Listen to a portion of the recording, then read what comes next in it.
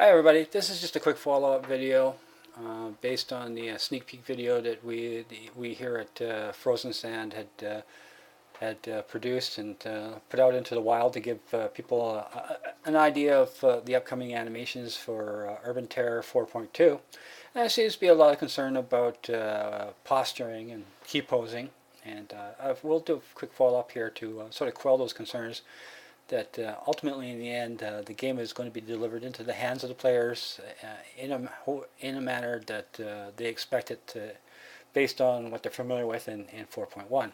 We're just going to do it better, that's all.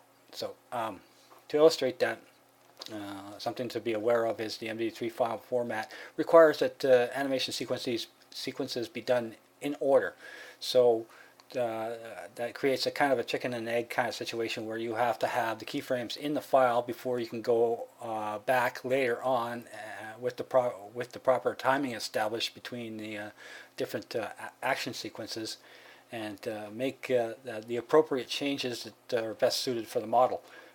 And in this case here, just to illustrate that of how easy that is to achieve, I'm simply going to use a sequence that's for the torso that's already in the MD3 file, and then made a quick change to the animation configuration file that will allow us to substitute a rather bad looking set of sequences for a much more appropriate set.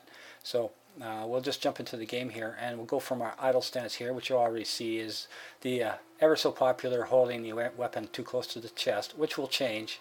But when we move into the running sequence, you can see now that old Tom here has adopted a much more aggressive stance. Also note that the bending over effect is just because I'm using a third-person perspective to control the character from a weird angle. So there's going to be some points where the character is actually going to be bending over a little bit more than it should be. But but in the first-person perspective and the third-person view, old Tom will be running like this. So a lot more aggressive, but just making a couple of simple changes. You know, nothing to get too excited about. And you can see even the backwards, running backwards is a little bit more aggressive too as well. A little bit more fitting of the character. If we're going to move side to side,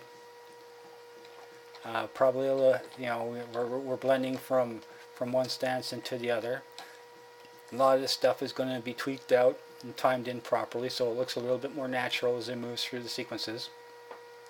And if we fire the weapon, you can see that it's the same kind of firing setup that you're used to in 4.1. There's not too much of a difference. And the only thing that's really going to be a benefit, really, is by changing the key posture poses depending on the type of action that the character is presently involved with. So the idle stance here is going to be changing to something that's a little bit more weapons out, barrel pointing forward, but will flow a little bit more naturally into the running position here, and allow your opponent, sad to say, an opportunity to use that as kind of a visual cue or a hint as to the current state of their opponent. Much similar in the way that sound is used to give hints as to when is the best time to attack. So if you hear two people sort of medicating each other, then you know that it's time to just jump in there because they got to switch back to their weapons, and you have the advantage at that point. Say for example, the reload cycle of the character model. This is a good indication that the player has run out of ammunition, and you have about I don't know, maybe a couple hundredths of a second to get in there to get your advantage and your kicks into. Also, to kind of illustrate the point of how things can change, let's flip the model around here, and we'll take a different perspective view of the model, and we can see from this end here how different a perspective of the player model can be from one side to the other. So we're not just looking at how a player model looks as a part of a point of view, but as well as how the player model is situated in a three-dimensional environment. So this looks definitely a lot more aggressive on the right side of the player model than it does on the left side, and you can see that for sure in the firing sequences too as well. And if we do the reload cycle, you can see that the reload cycle seems to be a little bit more appropriate on this side here than it is on the left side.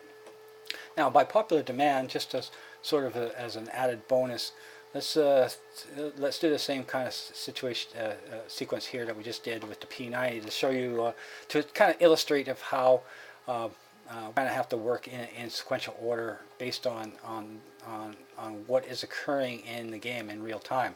So as you can see, we are using the sequence that's in the MD3 file for the primary weapons in conjunction with the secondary weapons, and all the secondary weapons are adjusted to this these contact points.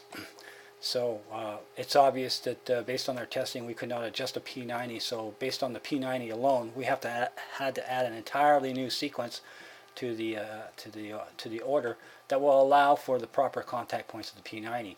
And you can see that largely exaggerated in the firing sequence. It looks really good, except for the fact that we want to keep this weapon up close and tight into the body based on its frame, and the contact points for the left hand are way out of whack based on having access only to the sequences that are available for the primary weapons. Let's take a look at that from the other side again, and to kind of illustrate how things can change once you change your point of view or perspective. It doesn't look as bad, even though the left hand is placed on the muzzle and we had the same problem. The reload cycle, once again, from a point of view, looks a lot better from the right side than it does from the left. And even the aggressiveness of the player model, running and attacking, looks much better.